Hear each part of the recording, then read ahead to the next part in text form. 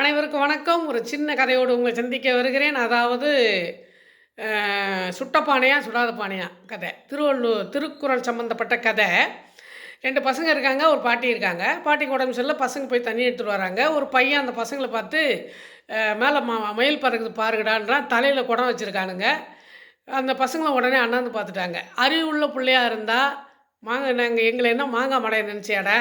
அப்படின்னு சொல்லி, போடா அவன் வேலைய பார்த்துன்னு சொல்லிட்டு வந்திருப்பாங்க.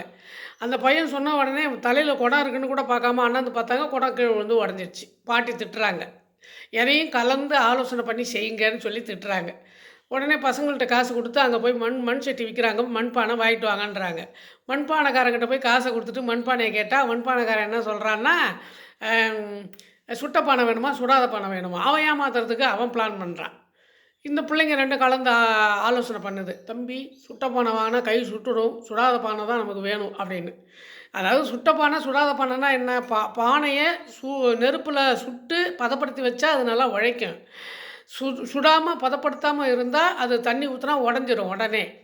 அது தெரியாம இந்த குழந்தைங்க சுடாத பானைய குடுங்கன்னு வாங்கிட்டு போய் தண்ணி ஊத்தி வச்சா பானை உடஞ்சிருச்சு. பாட்டி கேட்டதுக்கு இதான் காரணம் சொல்லுதுங்க. இந்த மாரி இருந்தீங்கன்னா, வாழ்நாள்ல நீங்க எப்படி நல்லபடியா வாழ முடியும்? இது மாரிலாம் வாழ முடியாது. எல்லாரும் உங்கள கடைசி வரைக்கும் ஏமாத்திக்கிட்டே இருப்பாங்க. நீங்க கடைசி வரைக்கும் வறுமையில தான் இருக்கணும். அப்படி இருக்கக்கூடாது. நல்லா படிக்கணும், பள்ளிக்கூடம் போணும், அறிவுபூர்வமா சிந்திக்கணும், ஆசிரியர் சொல்வதை கேட்கணும், நீங்களும் சில அறிவை தாங்களே வளர்த்துக் கொள்ளணும்.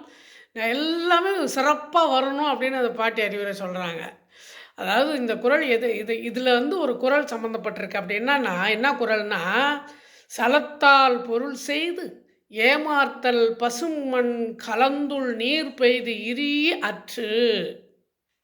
அதாவது ப பசும் பானையிலே சுடாத பானையிலே நீர் ஊற்றி வைத்தால் அந்த நீர் அந்த பானையில் இருக்காமல் பானை உடைந்து போகும், நீரும் கீழ் போய்விடும்.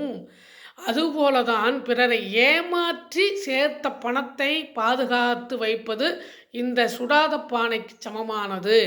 அதனால பிறரை ஏமாற்றாமல் நீங்கள் நேர்மையாக உழைத்தால் சுட்ட பானைக்கு சமமாக இருக்கும் அப்படின்னு இந்த திருக்குறள் கதை நமக்கு அறிவுரை சொல்லுது.